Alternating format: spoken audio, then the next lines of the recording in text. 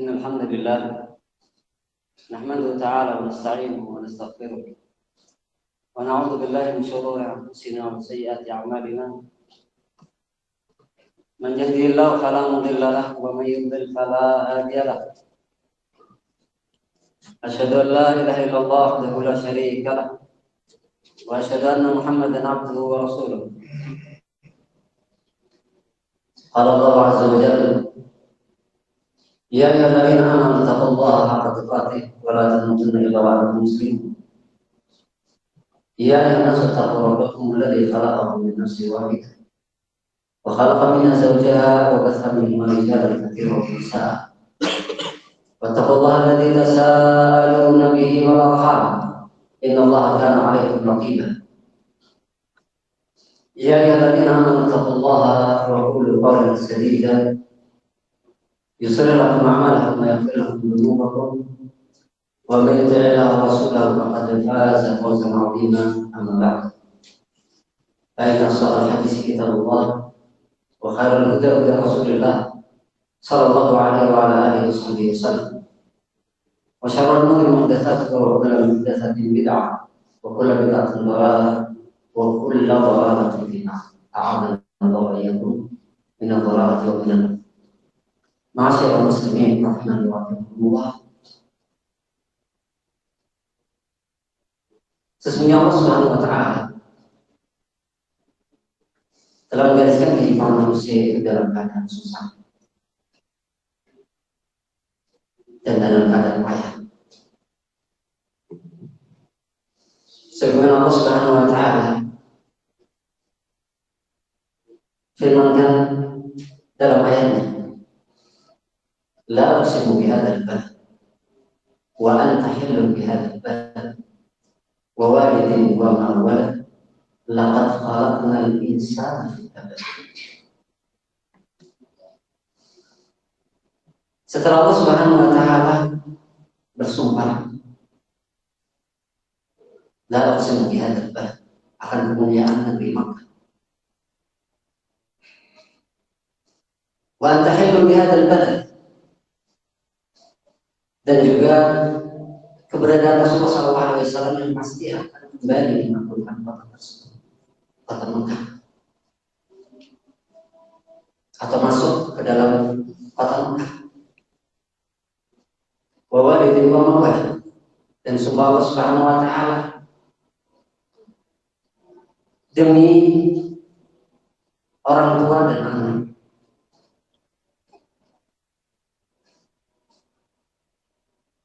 Yang memiliki tentunya peranan dalam hidup. Allah Subhanahu wa taala ingin menegaskan suatu hal akan keadaan manusia yang Allah Subhanahu wa taala ciptakan dalam keadaan payah. Laqad khalaqnal insana fi kabad. Sungguh benar-benar kami menciptakan manusia itu dalam kepayahan dan kesusahan, kelelahan dan keletihan. Dari awal tercipta, manusia itu sudah payah, sudah mengalami kepayahan. Payahnya seorang anak yang terlahir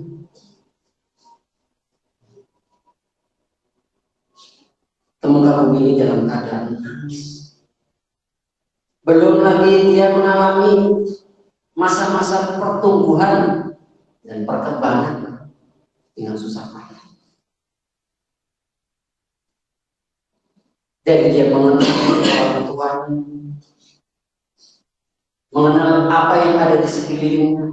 Belum lagi jabang bayi,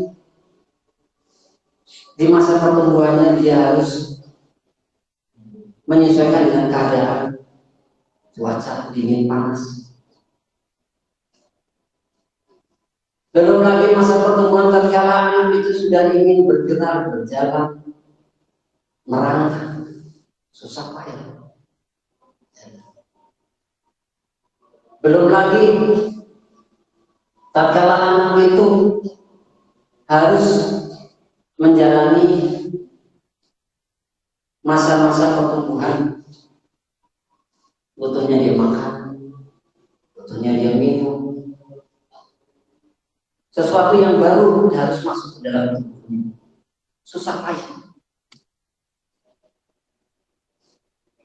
Demikian pula kesusahan dan kepayahan pun tidak akan henti-hentinya menyertai pertumbuhan anak tersebut dari bisa makan, berdiri, berjalan, terus akan mengalami kesusahan dan kepayahan dalam hidup. Sampai menginjak usia remaja pun dia akan mengalami kesusahan dan kepayahan. Menghadapi orang tuanya, menghadapi teman dan rekannya, bergaul dengan orang-orang yang ada di sekelilingmu, susah dan payah, tidak semudah. Bentakan dan hentikan dari orang tua, dari guru, dari teman, problem dan masalah. Belum lagi di usia remaja, tatkala mereka sudah berpikir untuk mencari pasangan hidup masing-masing, pun harus susah payah. Mencari teman yang pantas dan layak. Belum lagi tatkala dia harus menjalani dan melalui kehidupan dengan pasangannya berumah tangga, susah dan payah. Berbalik keadaan ketika dia mengasuh anaknya, setelah dia punya anak, dia akan mengalami kesusahan dan payah. Yang sebelumnya dia itu diasuh dan dibimbing, sekarang dia berbalik susah payah. Mengasuh anak, mendidik anak, memelihara dan merawat. Sampai usia tua pun dia pernah mengalami kepayahan yang lebih payah karena kondisi fisiknya yang semakin lemah dan merapuh. Allah alladzi khalaqakum min dha'fin tsumma ja'ala min ba'di quwwatin dha'fan tsumma ja'ala min ba'di dha'fin quwwatan tsumma ja'ala min ba'di quwwatin dha'fan wa syai'an. Allah ciptakan manusia itu dari sesuatu yang lemah, tidak bisa apa dan tidak tahu apa-apa. Lalu Allah Subhanahu wa taala berikan kekuatan sedikit demi sedikit. Itu pun mencapai kekuatan tersebut perlu dengan kesusahan payah.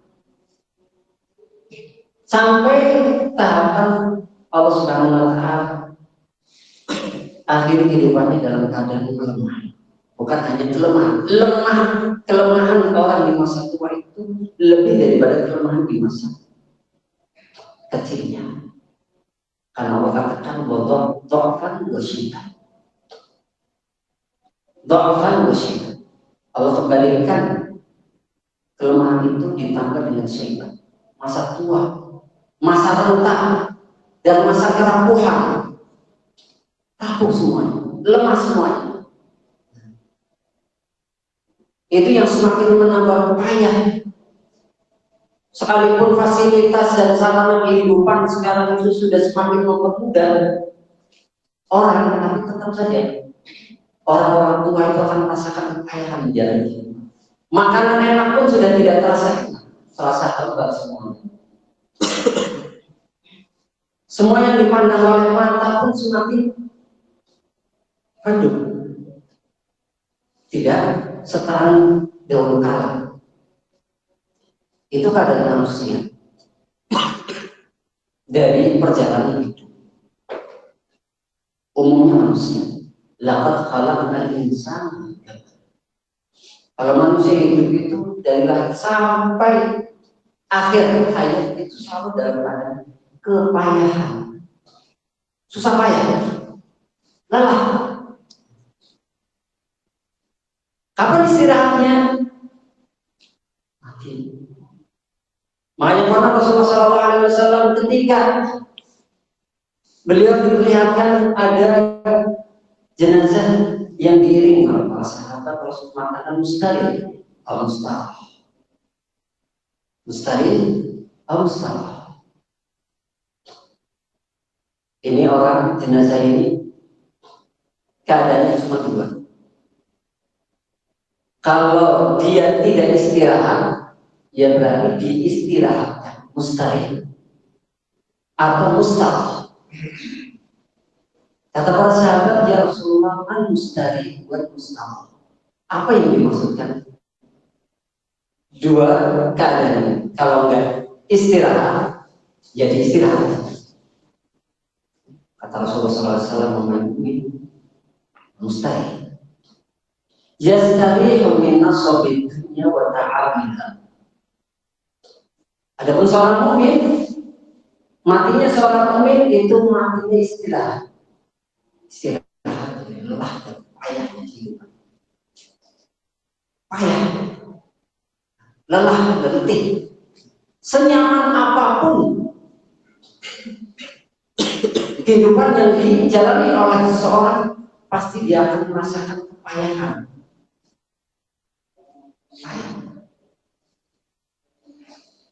Terus siapa yang dimaksudkan dengan mustahil?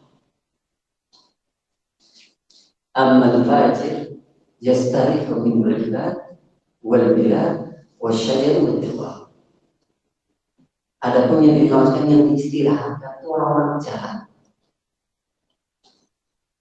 Para penjahat, yang pelaku jahat, pelaku zalim itu diistirahatkan dari kejahatan. Yastarihu min al-ibad, sehingga hamba itu tidak dijahati, tidak dijahili, diistirahatkan dari menyakiti hamba-hambanya. Negeri pun merasa aman dari kejahatannya. Bila wasyajar, bahkan pepohonan pun merasa aman dari kejahatan dan kejahilan orang jahat. Wadawak, sampai hewan pun merasa aman diistirahatkan dari kejahatan orang-orang seperti itu. Jadi semuanya istirahat. Istirahat hakiki ya di sana. Walaupun di tengah-tengah kelelahan dan kepayahan hidup kita, Allah Subhanahu wa Ta'ala itu yang Maha Penyayang dan Pengasih telah memberikan kepada kita banyak waktu kita itu melepas kelelahan. Untuk melepas kelelahan dan kepayahan itu, Allah Subhanahu wa Ta'ala sudah memberikan kepada kita tipsnya, biar kita nggak capek, nggak payah. Dengan apa? Dengan sholat 5 waktu. Itu adalah waktu istirahat kita di setiap hari. Makanya karena Rasulullah SAW itu kalau tiba waktu sholat, Rasulullah SAW minta disegerakan. Ya bila arif nabiha, arif nabiha, istirahatkan kita. Capek kita ini, lelah kita ini. Walaupun kita di rumah lelah, capek kita ngurusi keluarga, kita ngurusi anak, ngurusi kerjaan, capek semuanya. Istirahatnya di mana? Di saat kita sholat. Tapi banyak orang yang tidak menyadari kalau sholat itu adalah waktu istirahat, waktu rahat. Kita melepas kelelahan dan keletihan kita dari aktivitas harian kita yang betul-betul melelahkan, menyibukkan, menguras pikiran, meresahkan, menggelisahkan. Dengan sholat, semuanya akan tenang, tentram, adem. Dan bentuk kasih sayang Allah Subhanahu. Karena Allah tahu kapasitas kita manusia yang lemah untuk menjalani aktivitas harian yang begitu payah. Kalau mungkin kita bekerja di sebuah instansi atau perusahaan yang hanya memberikan istirahat 2 kali, ya, atau 3 kali, Allah lebih sayang sama kita. Allah kasih waktu kita 5 kali dalam sehari semalam. Karena Allah tahu kita itu lelah payah dari bangun tidur sampai tidur lagi. Kita itu payah, susah payah. Makan pun kita susah payah, cari makan juga susah payah. Bukan makannya. Apalagi kalau kita lagi sakit, makan pun nggak enak semua. Belum yang lain. Allah kasih kita itu 5 waktu agar kita istirahat dan menenangkan diri, melepas kelelahan kita itu. Tapi banyak orang yang masih salah persepsi. Justru malah terganggu dengan sholat. Itu yang membuat banyak orang itu meninggalkan sholat 5 waktu. Kalau Rasulullah SAW itu menanti-nanti tibanya waktu sholat karena pengen istirahat. Kalau orang sekarang justru tidak mengharapkan waktu sholat itu datang. Ungkapan mereka bukan arifna biha, tapi arifna anha. Arifna anha. Istirahatkan kami dari sholat. Jangan ganggu. Jadi mereka ingin merasa bahwa sholat itu beban. Ganggu waktu istirahat mereka. Arifna anha. Buat sholat itu dari kehidupan dari aktivitas. Bodohnya mereka. Padahal sholat 5 waktu itu bentuk dari kasih sayang Allah. Allah itu sayang sama. Allah tahu kelemahan kita dan Allah tahu kelelahan dan kepayahan kita menjalani aktivitas setiap hari. Baik di kantor, di pasar, di rumah, dimanapun juga. Allah kasih waktu istirahat. Ingatkan kita untuk istirahat. Kalau orang yang nggak mau menjalankan ibadah sholat berarti dia tidak mau disayang oleh Allah dan dia tidak sayang akan dirinya sendiri.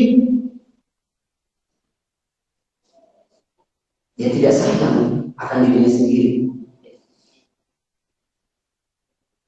Itulah makna daripada sholat yang merupakan waktu istirahat. Aku lupa dan astagfirullah.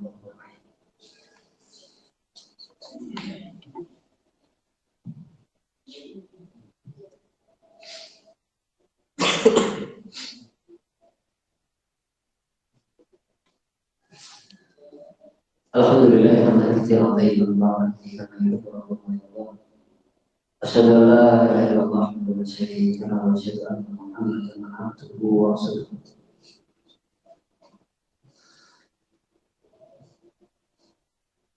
Amma ba'du ma'asyiral muslimin, a'azzakumullah. Bukti kalau manusia itu juga kelelahan dan kepayahan.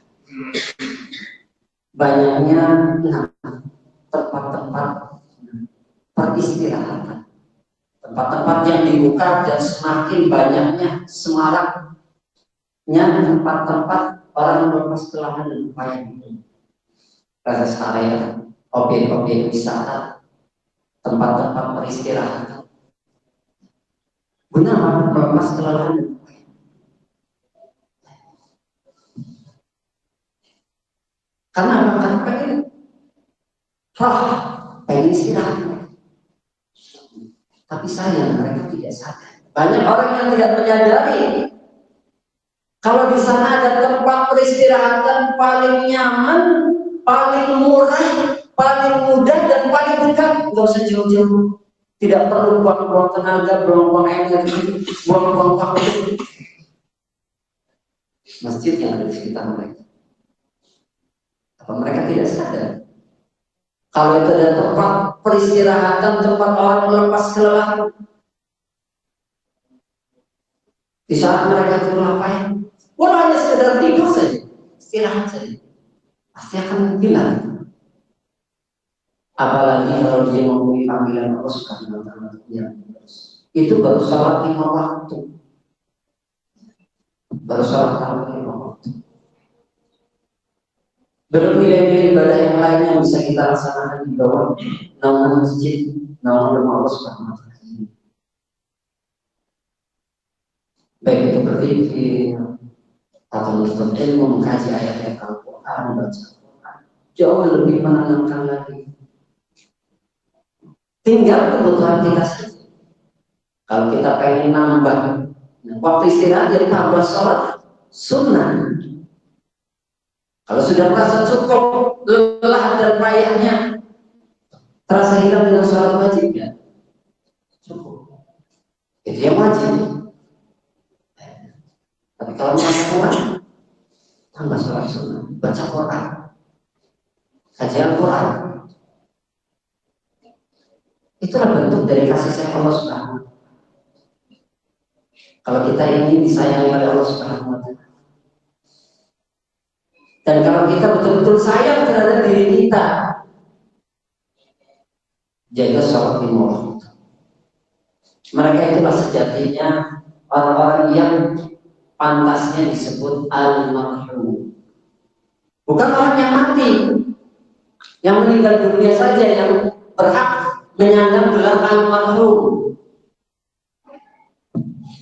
Yang masih hidup juga berhak. Kalau kita pengen disebut al-marhum, yang dirahmati oleh Allah Subhanahu wa taala, wal mu'minuna wal mu'minatu ba'dhum awliya'u ba'd ya'muruna bil ma'ruf wa yanhauna 'anil munkar wa yuqimuna as-shalah wa yutuna az-zakata wa yuti'una Allah wa rasulahu ulaika sayarhamuhumullah. Ketika Allah Subhanahu wa taala menyebutkan orang-orang yang beriman, baik lelaki atau perempuan, wal mu'minuna wal mu'minatu ba'dhum awliya'u ba'd, yang bersaudarakan mereka karena iman, yang mengajak saudaranya untuk berbuat yang ma'ruf, mencegah dari perbuatan munkar, dan menjaga waktu-waktu salatnya, wa yuqimus shalah, menjaga salat. Ulaika sayarhamuhumullah. Mereka itulah orang-orang yang disayang oleh Allah Subhanahu wa taala. Mereka itulah sejatinya al-marhum.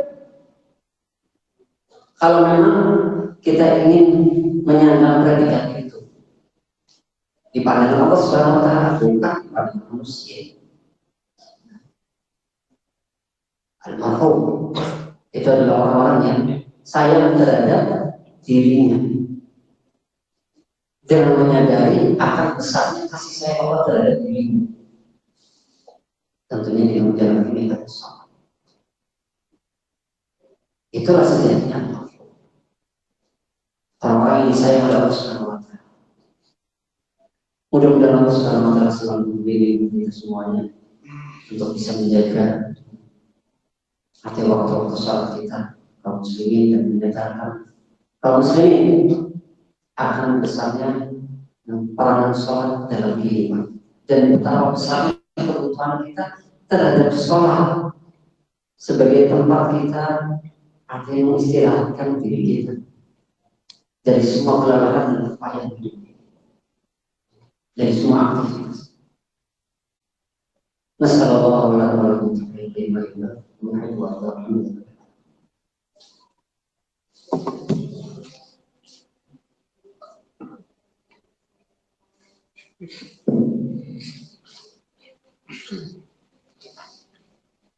Allahu Akbar, Allahu Akbar. Asyhadu an la ilaha illallah, asyhadu anna Muhammadar Rasulullah.